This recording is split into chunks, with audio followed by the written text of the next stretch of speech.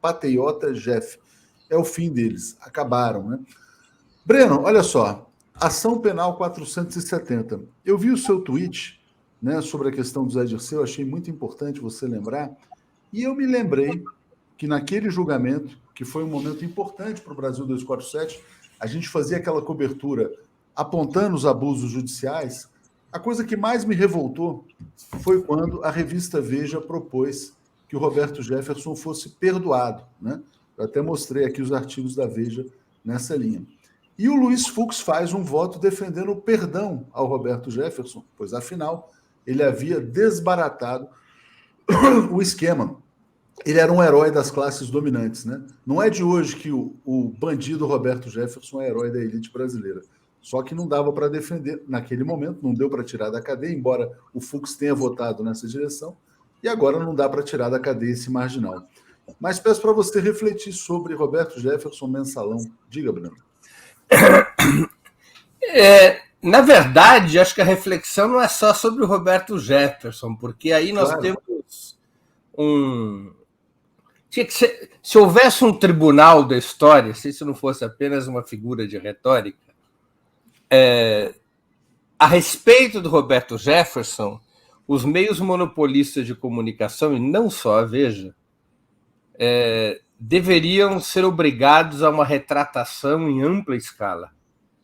Porque essas personagens, Roberto Jefferson, Joaquim Barbosa, Sérgio Moro, elas não existem sem que esses monopólios da mídia os transformem em heróis. Essas personagens são incensadas pelos monopólios da mídia dentro de uma operação política. A operação política que se abre com o Mensalão, ela tinha como destino impedir a continuidade dos governos do Partido dos Trabalhadores. Nós estamos falando de algo que teve início há 17 anos atrás. O Mensalão irrompe na cena política em 2005, quando já era claro que o governo Lula, ao contrário das apostas iniciais, não iria fracassar do ponto de vista econômico, que seria capaz, ainda que lentamente, de colocar o país numa outra trilha de desenvolvimento, e que isso poderia acarretar um processo político novo no país de continuidade a longo prazo dos governos populares representados por Lula. Lembremos aqui, especialmente aos mais jovens, que o alvo do Mensalão, o alvo principal do Mensalão, que foi o então chefe da Casa Civil, José Dirceu, não foi um alvo escolhido à toa. Tinha um objetivo muito claro diante de um Lula forte, com dificuldades de desencadear contra o próprio Lula uma operação direta, se desencadeia uma operação contra a principal liderança da história do PT depois do Lula, que era o chefe político real do PT, né? De certa maneira, se a gente tratasse o PT como uma empresa, o Lula era o presidente do Conselho de Administração, mas o Zé Dirceu era o CEO, né? Ou seja, era quem comandava o PT. Ao redor dele foi constituído, com elogios ou críticas, com erros e acertos, ao redor dele foi constituído o núcleo dirigente que havia levado à vitória de 2002 e que havia permitido ao PT chegar ao governo. Então, e era, evidentemente, digamos, olhando a prazo, Zé Dirceu era uma peça relevante na linha sucessória. Eventualmente em disputa com outros eventuais postulantes, como, à época, Antônio Palocci, que representava uma ala mais à direita do governo, mas era uma figura que, ao ser golpeada, traria uma crise profunda no PT. Na prática, uma crise da qual o PT até hoje, propriamente, não se recuperou completamente. Aquilo representou o Mensalão, não só a queda do Zé Dirceu, mas a queda de toda a direção do PT.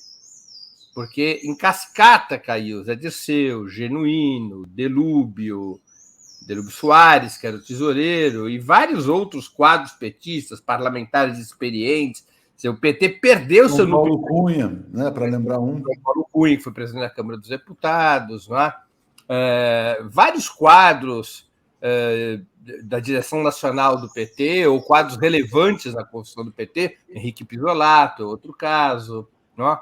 Então, houve uma rárzia contra o PT a partir do mensalão. E o que era o mensalão? No que ele se apoiava? No Roberto Jefferson. Qual foi a peça jornalística fundamental da acusação contra o Zé Dirceu? A entrevista de Renata Lopretti, então na Folha de São Paulo, hoje apresentadora do Jornal da Globo.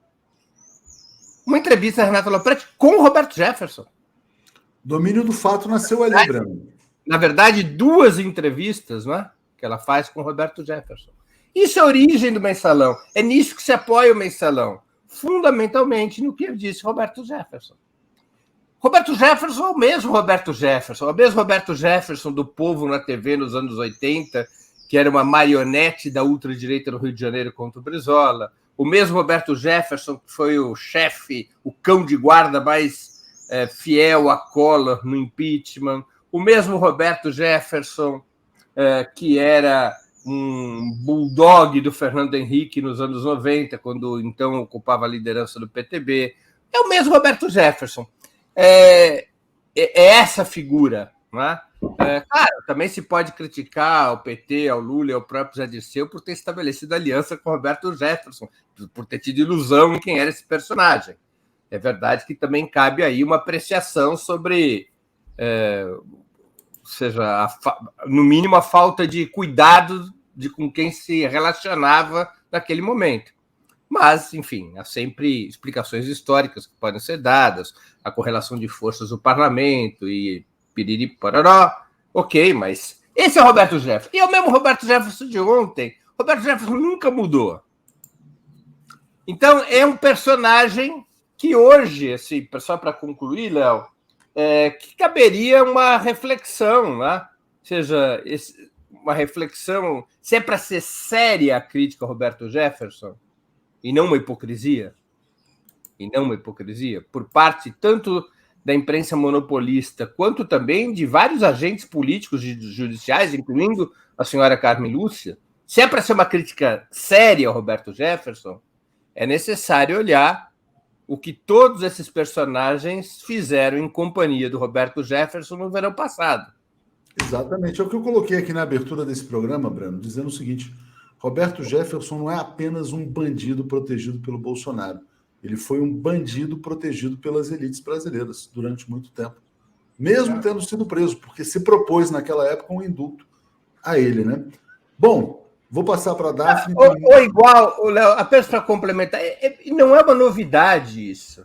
Não é uma novidade. Vamos lembrar dos 2 outros personagens. Sérgio Moro, que hoje virou quase um consenso na imprensa monopolista, até na Globo, criticar o Sérgio Moro. Como se o Sérgio Moro tivesse ido para o lado do mal nos últimos meses. Como se ele não tivesse sido acobertado por esses meios de comunicação que agora revelam indignação contra o Bolsonaro. Como se eles não tivessem... Como se essa mídia monopolista não tivesse feito parte... não tivesse chocado também o ovo da serpente. O fato, Breno, é que a mídia, né, e o capital têm bandidos de estimação.